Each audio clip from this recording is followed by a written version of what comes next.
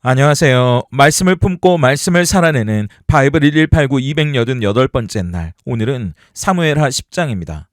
오늘 10장은 지난주 무비보셋을 향했던 은혜가 이제 이스라엘 밖으로 원수의 나라였던 암몬에게까지 흘러가는 장면으로 시작합니다.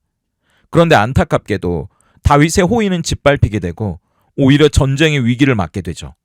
사무엘하 10장은 진심으로 손을 내밀었는데 그 호의가 오히려 수치와 모욕으로 되돌아오는 그 자리에서 하나님이 어떻게 일하시는지 보여줍니다. 먼저 1절부터 5절까지는 조문사절단을 모욕하는 암몬 사람들의 이야기인데요.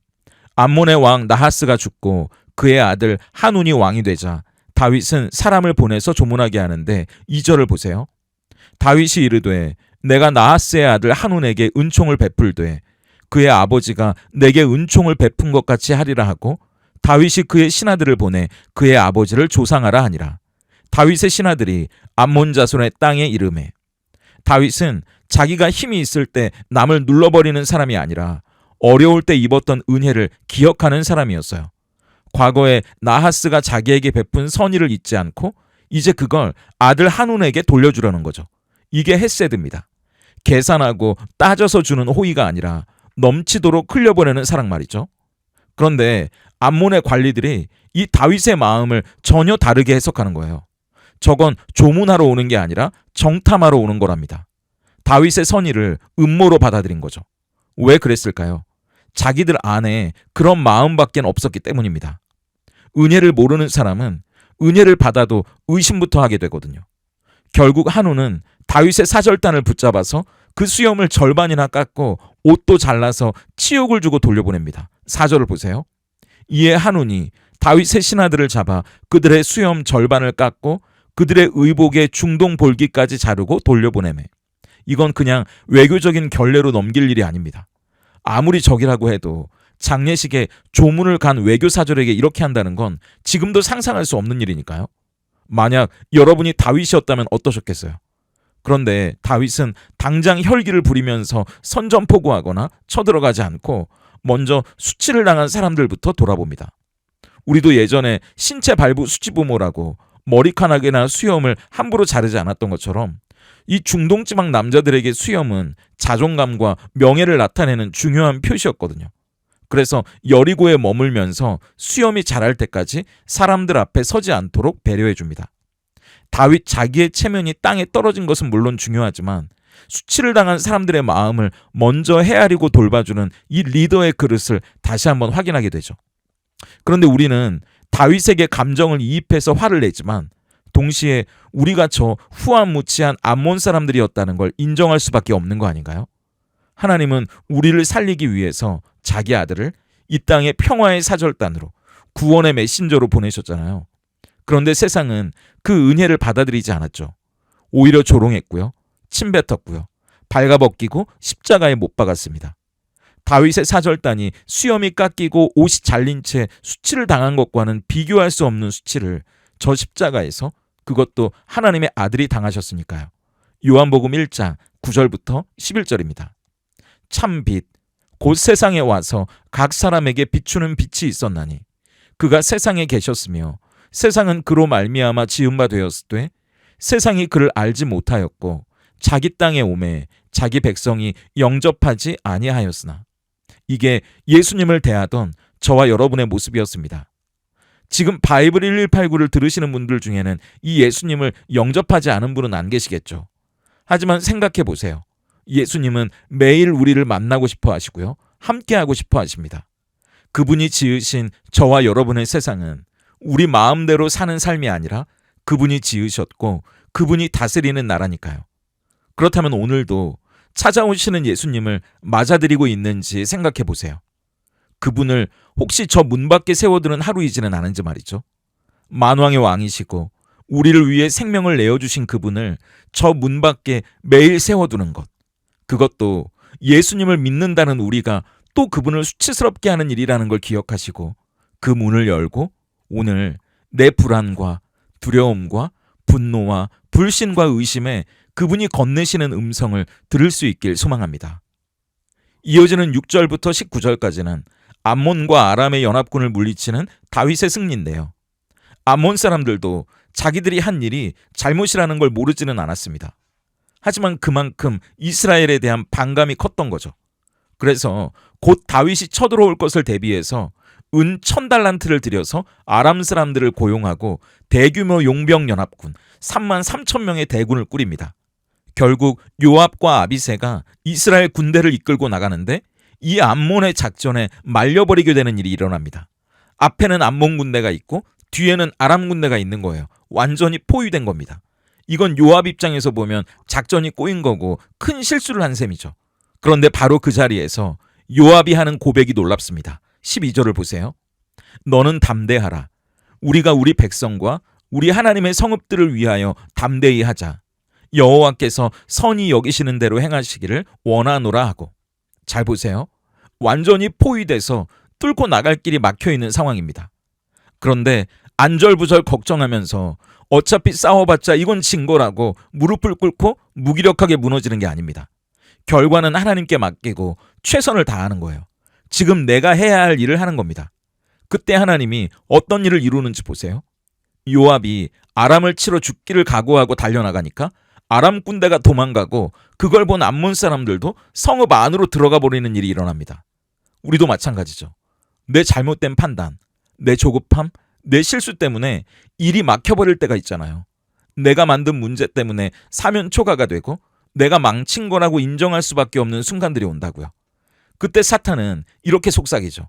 그것 봐. 네가 잘못했잖아. 잘하지 그랬어. 이젠 끝났어. 그만 포기해. 그런데 오늘 말씀은 그 자리가 끝이 아니라고 이야기해요. 그 실수보다 우리의 실패보다 더 크신 하나님이 하실 일을 신뢰하고 일어나라고 이야기합니다. 모든 일의 주권은 실패한 여러분에게 있는 게 아니고요. 그 실패까지도 사용하시는 하나님께 있다는 걸 잊지 마세요. 사람의 눈으로 보면 처참한 실패였고 끔찍한 실수처럼 보이는 십자가를 통해서도 가장 온전한 구원을 이뤄내시잖아요. 그러니까 사방으로 우겨싼 내 인생도 하나님의 손에 맡겨지면 끝이 아닙니다. 내가 실수하고 어리석었어도 여호와께서 선히 여기시는 대로 하시길 구하면서 최선을 다할 수 있다면, 엎드릴 수 있다면 그분이 모든 것을 합력하여 선으로 인도하실 겁니다. 그렇게 다윗의 군대가 승리하고 예루살렘으로 돌아간 뒤에 전쟁이 끝난 게 아니라 아람 사람들이 너무 분한 거예요. 그래서 이번에는 다른 아람 사람들까지 모아서 훨씬 더 큰 규모로 그야말로 대규모 총공격을 해오게 됩니다. 그러니까 이번에는 다윗이 직접 움직여요. 장수를 보내서 싸울 규모가 아니니까 왕이 직접 전쟁터로 나가는 겁니다. 17절을 보세요. 어떤 사람이 다윗에게 알림해 그가 온 이스라엘을 모으고 요단을 건너 헬람에 이름에 아람 사람들이 다윗을 향하여 진을 치고 더불어 싸우더니 결과는 압도적인 다윗의 승리였습니다. 아람의 병거 700대를 부서뜨렸고요. 마병 4만 명이 이스라엘 군대의 칼날에 쓰러집니다. 거기다가 아람 군대를 이끌던 총사령관 소박까지 죽으니까 그제서야 연합군의 여러 왕들이 다윗과 화친을 청하는데 19절을 보세요. 하다데셀에게 속한 왕들이 자기가 이스라엘 앞에서 패함을 보고 이스라엘과 화친하고 섬기니 그러므로 아람 사람들이 두려워하여 다시는 암몬 자손을 돕지 아니하니라. 왕인 다윗이 위험을 무릅쓰고 직접 전쟁터로 나가니까 전쟁의 흐름이 완전히 바뀌어버립니다. 결국 다윗에게 수치를 주고 굴복시키려던 암몬은 국제사회에서 완전히 고립돼 버리죠. 다윗이 베풀었던 은혜를 거절하고 세상에 힘을 붙든 결과가 이거였습니다. 그렇다면 지금도 부활의 깃발을 높이든 저 하나님의 군대 제일 앞에 서 있는 만왕의 왕 예수님을 바라보세요. 그분은 십자가라는 처절한 전쟁터에서 그 누구도 대신 내보내지 않고 직접 이 땅에 인간의 모습으로 오신 우리의 왕이시니까요. 그 죄와 사망의 권세를 정면으로 혼자 상대하셨고요. 마침내 부활로 완전한 승리를 거두셨습니다. 그리고 하나님과 우리 사이에 진정한 평화를 이루셨죠. 그렇다면 오늘 우리가 치르는 삶의 전쟁터에서 창이나 칼을 휘둘러대면서 힘겨워하지 마세요. 왕이 우리 앞에서 싸우셨고 승리하셨습니다. 우리가 칼을 들고 싸우려는 상대는 사실 형체가 없는 헛개비 같은 거예요. 이미 승리했습니다. 그 승리를 믿으세요. 그리고 그 승리 위에서 살아가는 겁니다. 이긴 자답게요. 만왕의 왕이 이미 이기셨기 때문입니다. 그렇다면 오늘 사무엘하 10장이 던지는 질문 앞에서 우린 어떻게 삶으로 대답할 수 있을까요? 그 질문은 나는 은혜를 은혜로 받아들이고 있습니까? 혹시 마음의 문을 닫고 있지는 않습니까? 요. 암몬 사람들은 다윗의 호의를 받았지만 그 은혜를 은혜로 받아들이지 않았습니다. 그 마음을 의심했고요. 그 뜻을 왜곡했어요. 자기가 생각하고 싶은 대로 생각했고 결국 은혜를 밀어내버리죠. 그런데 우리도 그럴 때가 있지 않습니까? 예수님이 말씀으로 찾아오시고 기도의 자리로 부르시고 회복의 길을 열어주시는데도 지금 나는 너무 화가 나 있어. 지금 내 코가 석잔데 맨날 기도만 한다고 밥이 나와 떡이 나와. 나한테 무슨 은혜가 있겠어. 맨날 기대하다가 또 실망하는 것도 싫어. 그렇게 말하면서 마음의 문을 닫아버리는 거예요. 우리 인생이 꼬이고 내 실수 때문에 사방이 막힌 것 같으면 더 마음을 닫아버리죠. 기도도 멈추고요. 사람도 피해요. 하나님께도 등을 돌리죠. 하지만 바로 그 순간에도 하나님은 우리를 버리지 않으십니다. 요압이 포위된 자리에서도 다윗이 전쟁터에 직접 나섰을 때도 결국 승리를 주신 분은 하나님이셨어요. 오늘 우리에게도 필요한 건 마음을 닫아버리는 게 아니라 오히려 여는 겁니다. 주님, 저는 또 의심했고 또 두려워했고 또 제 방식대로 하려고 했습니다. 그래도 주님이 주시는 은혜가 필요합니다. 그 은혜로 일어서겠습니다 하고 다시 주님께 나가는 거예요. 은혜를 밀어내지 말고 받으세요. 문을 걸어 잠그지 말고 여세요. 여러분에게 하나님이 진짜 하나님이라는 걸 증명하세요. 그분을 저 문 밖에 세워두지 마세요. 그분이 오늘도 여러분을 찾아오시고 여러분의 삶 한가운데서 여전히 일하고 계시기 때문입니다. 함께 기도하겠습니다. 은혜를 베푸시고도 거절당하셨던 주님, 그런데도 우리를 포기하지 않으시는 주님 감사합니다.